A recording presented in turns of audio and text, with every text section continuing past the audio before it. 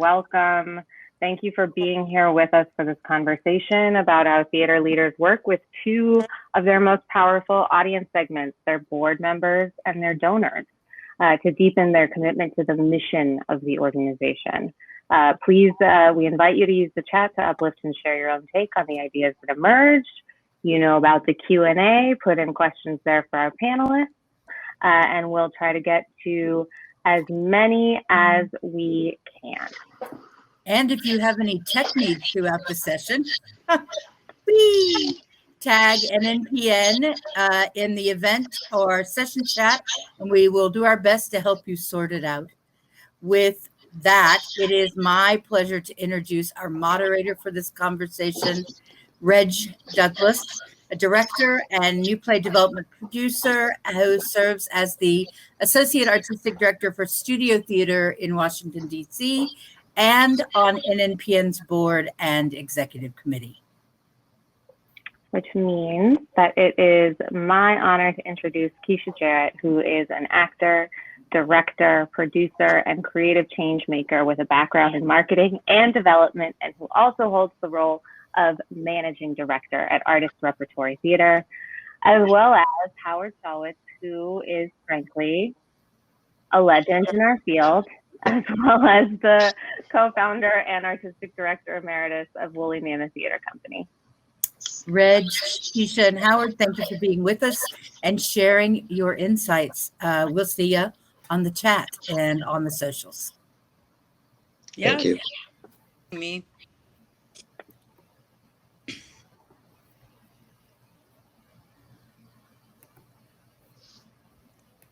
Oh, no. All right. I'm out of the way. Let's go. I think Reg is back to being muted. Oh, no. Oh, no. Well, I'm Reg. We're not hearing you, Keisha, because time is short. Let's do it. And Reg was extremely organized. Everyone in Reg, as soon as we can hear you, we'll let you jump in. But Reg was extremely organized in sending some specific questions to us after our preliminary conversation. So Keisha, why don't you read Reg's opening question, and then we'll get into it, and then hopefully Reg can jump back in. And at the very least, Reg, I hope you're hearing this so you can stay up to date with it, because you did such a great job getting us organized. Keisha, you want to jump in there on that opening question? Play Reg for a second. Sure. I can try to find that email. I think. Oh, I have it. I have it. All right, I'll do it. Should I? So, Reg wanted to start by just asking what our thoughts were. I think almost every session has begun with a question about our thoughts on the title of the conference, Growing Forward, Transcending the Transactional. What does this theme immediately conjure and bring up for you, Keisha? Yeah, well, one, I just wanted to, after the beautiful introduction by Jordana, I am Keisha. I am on the traditional lands of the Afalati, the Cowlets, the Tualatin, Kayapuyya, and the Confederated Tribes of Grand Ronde, most of that land unceded, otherwise known as Southwest Portland.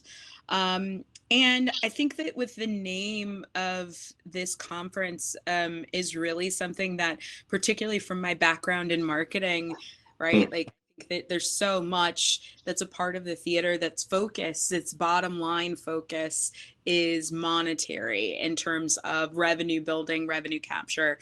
And so to actually move outward and to utilize our spaces in terms of really truly being opening and welcoming spaces, being used as cultural centers, being utilized by other communities outside of just what theater is. That's all transcending upon a actional. Organically growing those relationships and partnerships with organizations that are outside of who we would normally have reached in the theater group. Yeah, it's interesting. Our spaces can actually be a barrier if we let the, if we don't figure out how to overcome that and figure out how to make them welcoming to all different kinds of people. Right. Reg, talk for a second. We'll see if we hear you. No, okay. We're gonna keep going. We're gonna keep going without you painfully. And just, I think just to add a couple thoughts on the title of the conference, this came up in our preliminary conversation. In the very early days of Woolly Mammoth, when we were just a very fledgling company, we had this mantra that running a theater company was more like running a church than a restaurant. And I just like that metaphor. Your job is not to convince people to like your work or to even understand what you're doing, but to sort of convert them to a way of seeing and exploring the world through theater.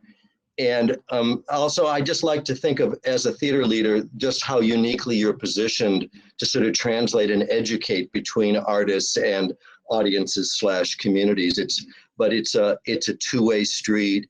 And I think over the history of Woolly, at least my almost 40 years there, we just kept looking. We were neophytes at the beginning, but we just kept looking for better and better ways to sort of make that translation. And maybe I can talk about some more specific ones of those as we move forward.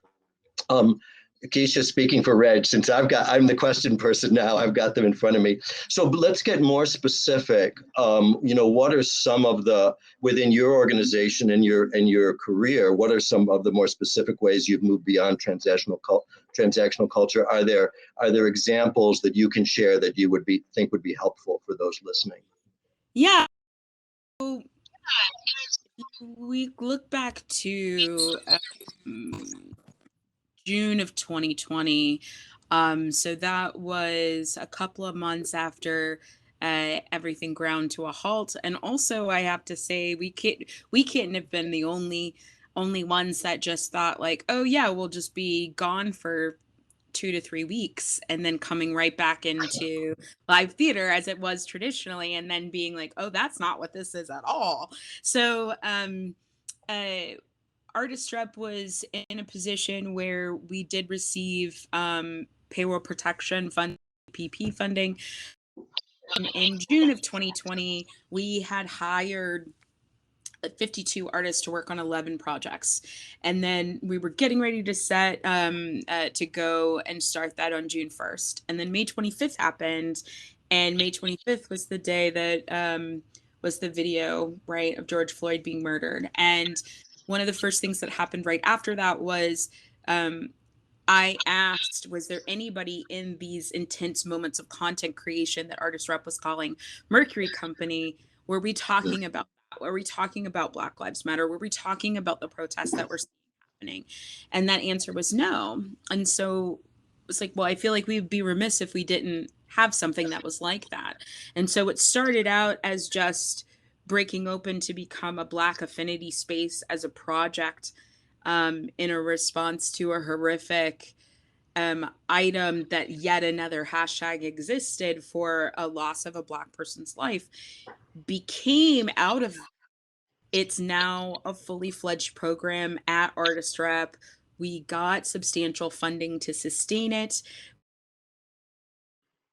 An associate artistic director position, fellow, who's also the director of this program, who's also a person of color, hired their associate. And so particular, those that program is looking at how do we engage with communities and artists of color and fund development work for that. And then on top of that, how do we organically partner with a broad variety of organizations within Portland, and then also to create a pipeline for artists and creatives of color, not just for Artist Rep, because that will build up Artist Rep, but really like that builds a bridge to be able to really change the whole theatrical landscape of Portland. And some of that is just in those day-to-day sort of like opening up who is just invited to the table. It's not about bringing other people to the table that already exists. It's about actually lengthening and elongating the table that we have. Because it's also inspiring to see how that the opportunity or the horrible circumstance of the combination of the pandemic and George Floyd, et cetera, really became, you treated it as, well, what's our responsibility? What's our opportunity? And it almost it sort of led you to go beyond the go be even less transactional if you were at all before. I just want to add, if people haven't seen them, there's several of these videos that are on the website for Artist Rep. Keisha directed 2 or 3 of them, I believe, and they're really, really good. So I want to encourage everybody to go look at them. I'm sorry, I think I cut you off. No, thank you. We're on a little bit of a delay in terms of the video, but yeah, Rejax in the chat just talking about how I brought the board along with the process, and I think that the board has been wanting to also diversify within their own ranks, and rightfully so. And so I think that it was pretty easy for me to be able to say, here's something that like could have just had a project, and then we off the box of diverse projects, and that's not what we want to do. So just doubling down with the board to say that work like this, projects like this, are actually how we engage to be able to grow the board,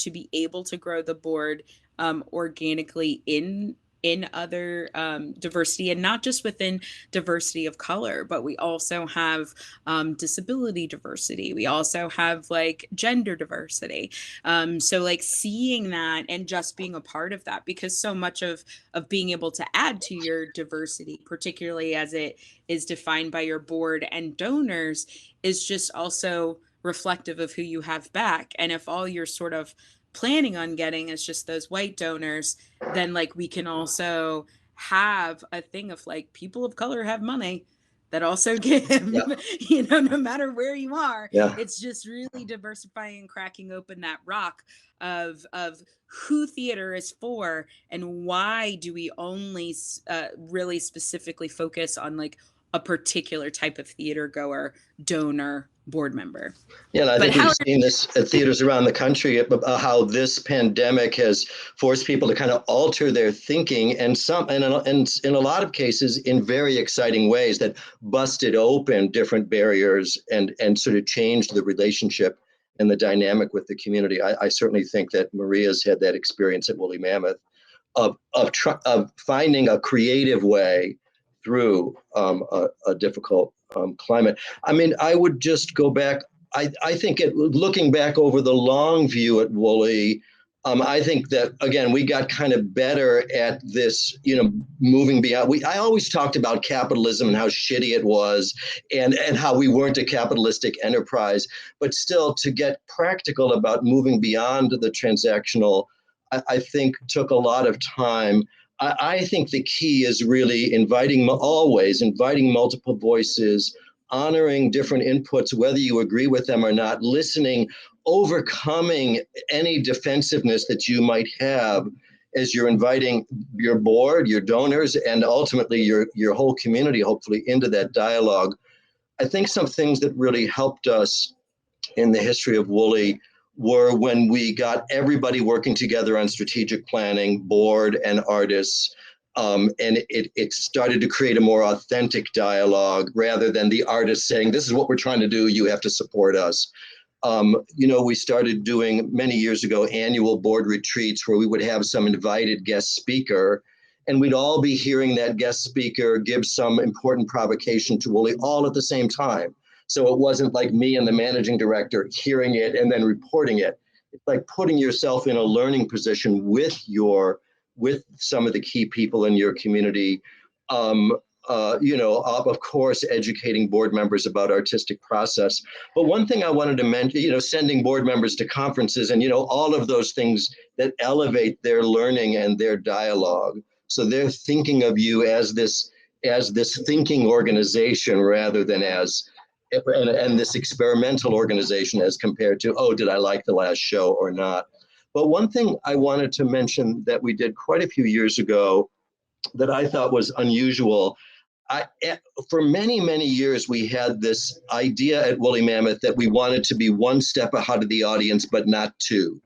And we had our own internal dialogue. It was myself, the various managing directors, staff members, and the literary people. What did it mean to be one step ahead? And what did it mean to be two steps ahead? But it was not until like years later that I finally articulated that for the board and sort of invited them to use my criteria in evaluating the work. And it's just a tiny little example of something that I should have done so much sooner. But it's like when you're inviting your board and donors to share in the lens that you have, and you're listening to the lens that they have and that they bring, then you're really getting a lot further. And that led us to do very formal board evaluation sessions of each show. And it just got to the point where I just really looked forward to those, because I felt the board was kind of getting deeper into the mission and understanding things better. And it was moving us past this transactional kind of relationship. I guess I would, I don't want to just blab too much, but I would say on the organizational level, most people know about Wooley's connectivity strategy, which was a way of rethinking our relationship to the community around the idea of dialogue and conversation, the idea that every play had a conversation embedded in it, and it was our responsibility to get the people for whom that conversation was important, to engage them and invite them into the theater and figure out how to create relationships and partnerships with them. And I think that was a turning point in my understanding of, getting beyond the transactional. And I have to say, it took a lot of time to convince the board. It kind of took us 5 years to get the board to understand that marketing was one thing and dialogue and engagement was another thing. And we just stuck with it, like at retreat after retreat and meeting after meeting. And sometimes you have to take the long view to turn people's thinking around. Let's look at Reggie's questions here. Reggie wanted to push us onto this theme of vulnerability. Thank you, Reg. And in this process that you're describing, Keisha, where you've been through quite a transformation in programming during this pandemic, how does your own vulnerability as a leader and as an artist sort of play into that? I think that's what Reggie is asking us. Yeah, I mean, I wrote this down from when we had a previous discussion, but the term radical transparency came up, and I think that's really what the turning point is that theaters in particular, really, and it's not just theaters, it's everybody. Like, nobody wants to be seen with like the pie or the egg on the face, and learn. That's also how you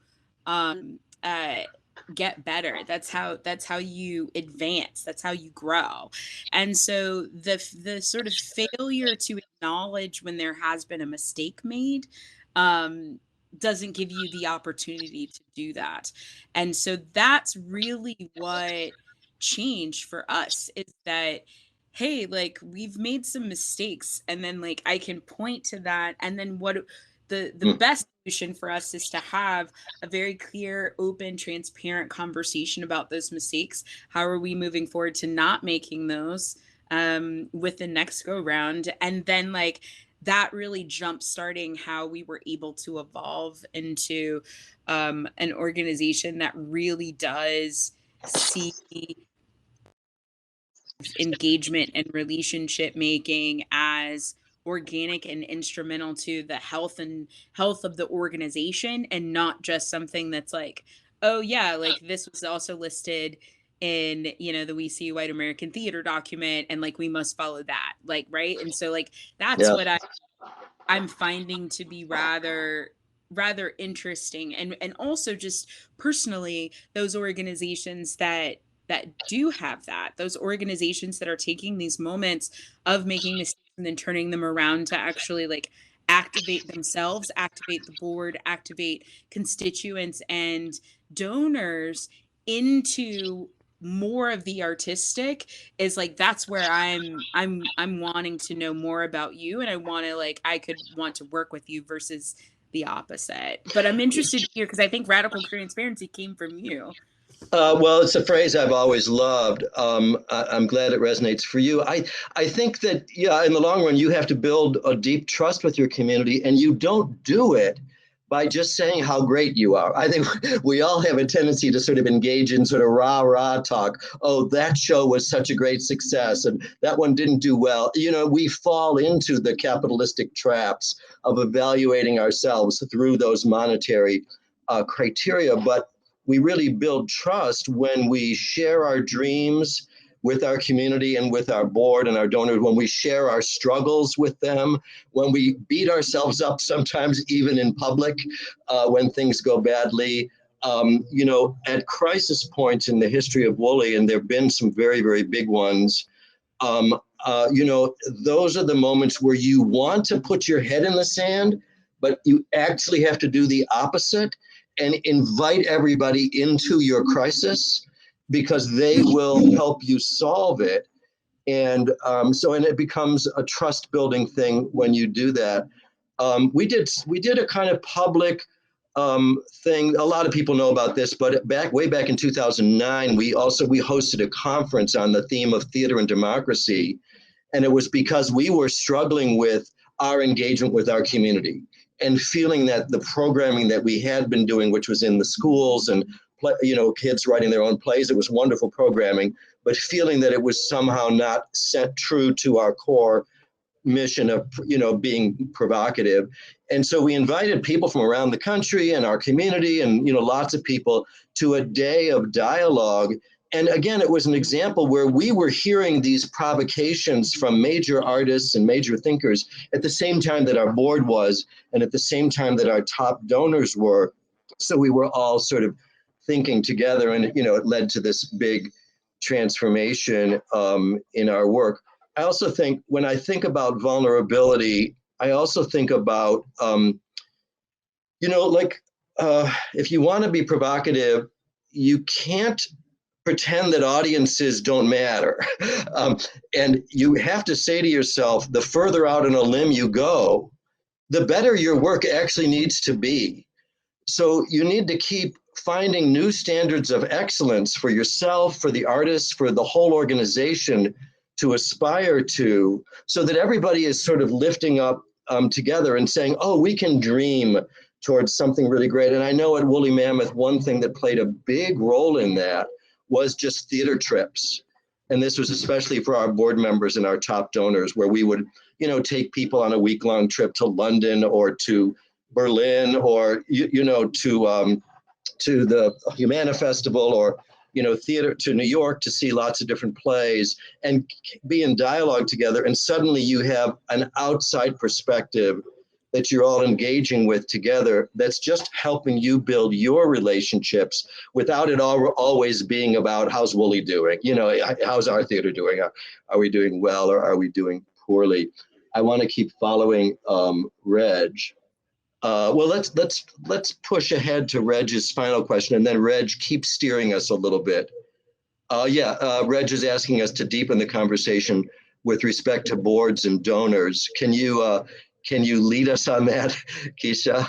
Yeah, I think, you know, and I'll touch on one of the questions that came up in this sort of like inviting people into the crisis and this idea of radical transparency, and use a very tactile sort of example from Artist Rep. So in our 2017-2018 season, Artist Rep did an Octoroon by Brandon Jacobs Jenkins, and prior to that, that was like my first season, right? And so like prior to that is there was a pretty big kerfluffle surrounding a one-man show called by Roger Guinevere-Smith. And so I kind of came forward and then was like, here's the one sheet on the show. Here's what could happen in case somebody is, because it's an incendiary play. It's meant to be incendiary, right? And so like, here's what happens if what happens if like this comes out and people are arguing with each other here. This whole front of house training, we had like our ushers all trained and ready to go. And then the show happens, and then we had a person that ended up writing an email on behalf of another audience member that was a friend, saying like, this was truly offensive because there's also not just blackface in the show, but also red face.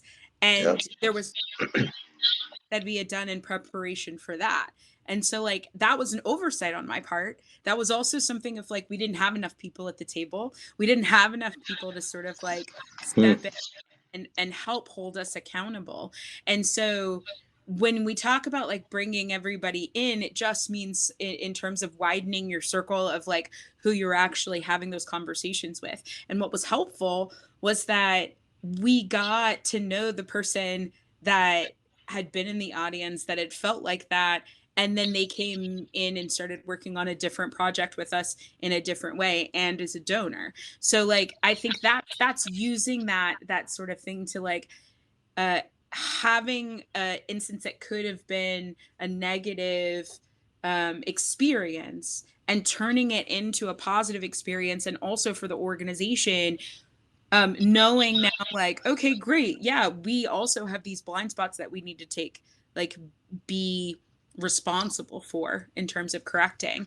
As far as like holding board and donors accountable and, you know, and sort of like our mission and our values, we're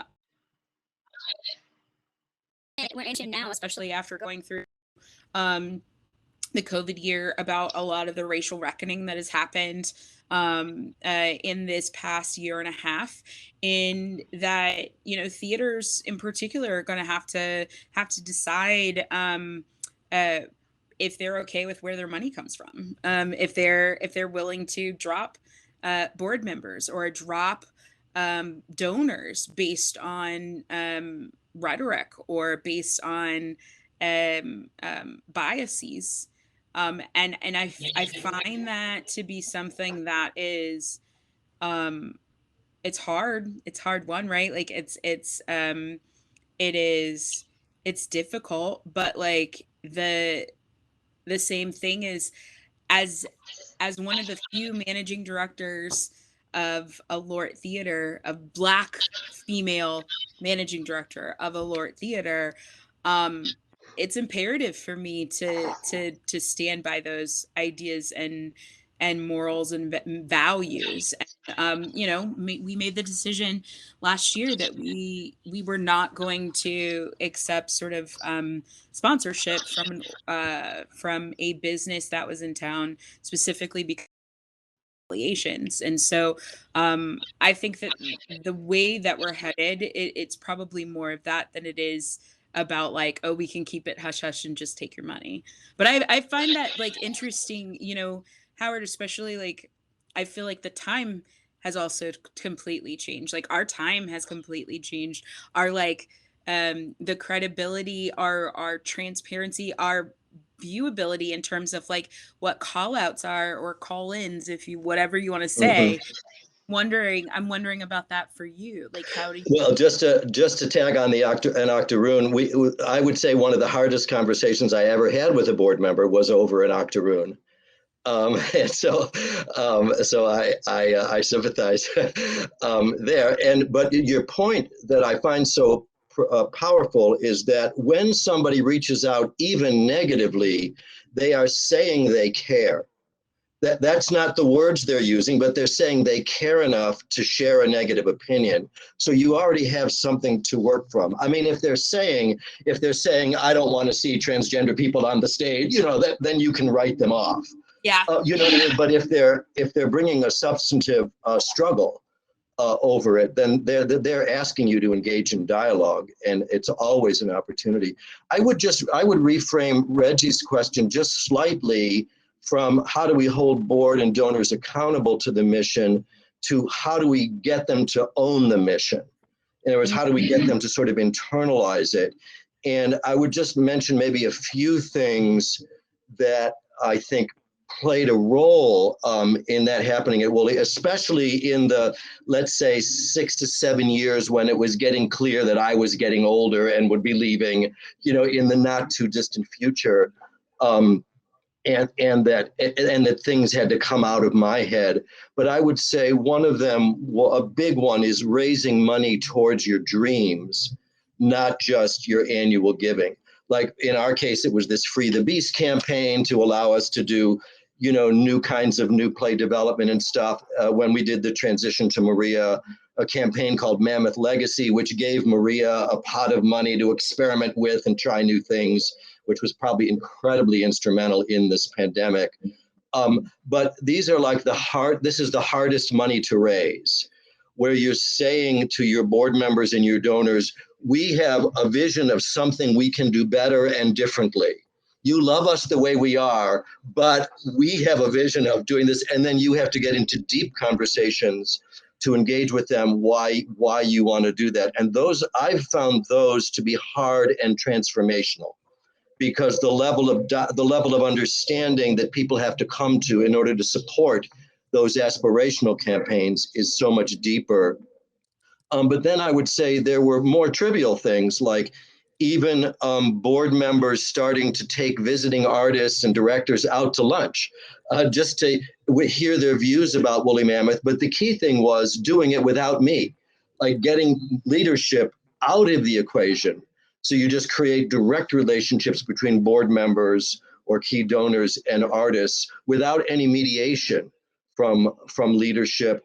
And just lastly, I would say that in Woolly's experience, at key points of accountability and where you really have to get things right, we've really seen the benefit of working with great consultants.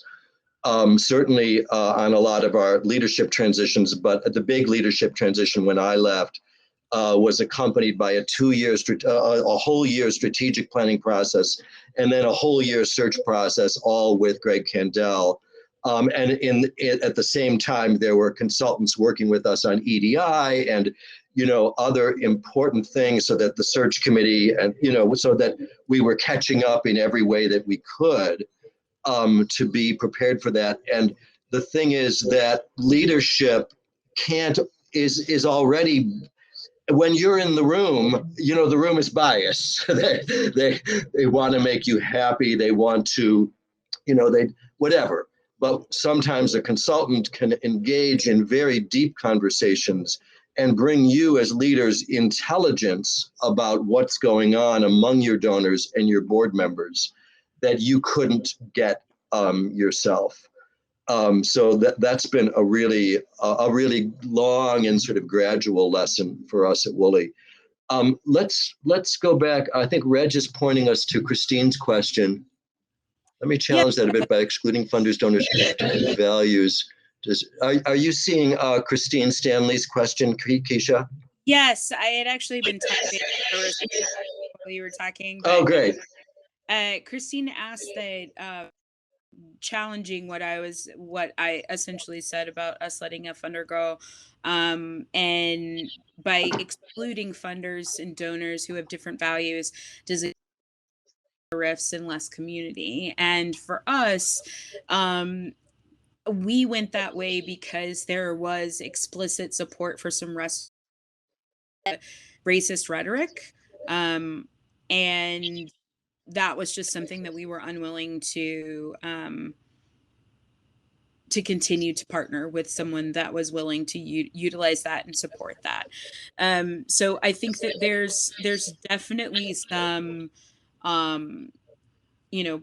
bottom line, like defining what your value system is as an organization, of like what you are willing to like overlook versus what you're willing to say, like, we will not do that. And also that's changed. That has totally changed in terms of these past, I would say, 4 years. 4 years ago, the organization looked like a very different place. And so some of that is due to just who's under leadership now, and then some of that is just due to the time that we're in and the work that we do. So I understand the piece of really saying, like, when we say that community and theater is a space for all, it truly is a place for all. We do to cause conversation We seek to test people in terms of challenge what their preconceived notions are of each other and of things. And I think that underlying that is that we also have to have a belief system that that we're able to stand some challenge. Or like, I'm interested to hear what you have to say. Well, just I would, I'm hosting some conversations right now between Polish art theater leaders and American theater leaders through my work with the CITD, the Center for International Theater Development. And this topic, just speaking to Christine's question, comes up in every conversation. It's a big international discussion right now, I feel, because I've heard it with Russian artists as well, about is it our responsibility in this polarized world that we live in to get both sides of that polarized, view into the theater with one another. And the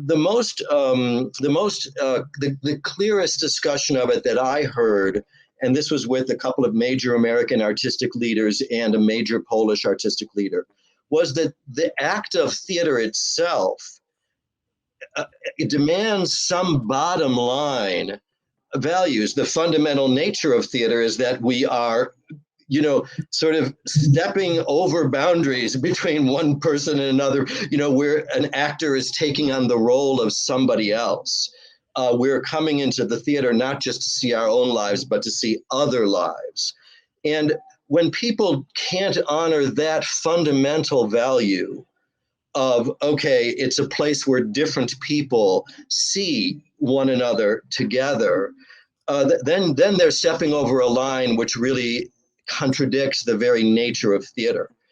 And I think that's what you're talking about, Keisha, when they're using racist rhetoric. I know that Maria struggled with a board member shortly after she arrived, who just wasn't willing to use correct pronouns for people, and thought it was a joke. And this is staff members and other people, and of course she confronted it in a very kind and helpful way, and it just escalated. And this person had a kind of bottom line about it, and she was willing to let that person go. So I think we all face those moments where you have to stand up for your values and say, this is what we believe in, and this is just partly what theater is. So that's a great. Reg, are you? We're looking at Reg's. Reg is pushing us towards a close. Thanking everyone for their patience, but the word transcend, let's lean into that, Howard. And let's say a dream that we are in a state of transcendence as a field. What are you hoping that we've left behind and transcended and moved forward from? Yeah, you want to take that one? What's the transcendence? Not an easy one, right? Yeah. Hope that this has taught us a lot more about collaborative spaces. I hope being a part, this song has taught us more about like what truly collaborative, the word collaborative means, the word collaborate means. I also think that at the true essence of artistry and the artist is creativity. And so just utilizing every ounce of creativity that we're able to have. And then also, I don't think that we can bring our whole selves into the jobs that we do in terms of transforming theaters, transforming boards, transforming lives, transforming donors, if we don't acknowledge that we also are human beings and need to transform how we take care of ourselves. So, this let's power through, let's come into work when I'm sick, let's not take vacation time. I'm going to work 80-hour work weeks every week. Like that's gotta be something that we are able to take care of ourselves in order to take care of each other. Yeah, I would piggyback on exactly that, which is that, and in all the conversations that I've been having over this past year, which aren't that many, not nearly as many as most of you, because I'm mercifully not running a theater anymore. I'm liberated from that. But I've been interested for many years in artistic process and how we transform artistic processes and not have them in little assembly line boxes, and really look at each project as needing a unique set of things. But I think the transcendence, the revolution that we're going through is way beyond just artistic process. It's how do we convene artists and communities together. It's all about the how. In these conversations I'm having with Polish leaders and American artistic leaders, I want to ask questions about the what, like what's the work that's engaging you right now? What is the work that you think is important? And everybody wants to talk about the how. How can we have a sane life? How can we convene people without abusing them or exhausting them? How can we engage with our communities in an honest, truly two-way relationship, not a transactional relationship? So I think maybe I would just echo everything you said, Keisha, that the transcendence is about how we do it right now. And maybe for the next several years. And I think the how is already leading to a different what, because the how certainly includes the who.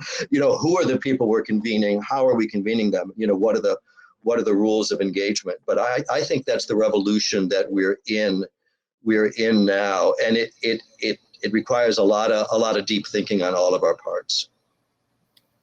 Well, I am sorry to jump in because I would love for this conversation to go on. I Me too. to staff, I think this session should be mandatory viewing for every theater in America right now. I was just, I'm so grateful for you all being here and sharing your experiences and your thoughts. And we look forward to all of the next steps that you'll be taking and that we'll be joining you in taking.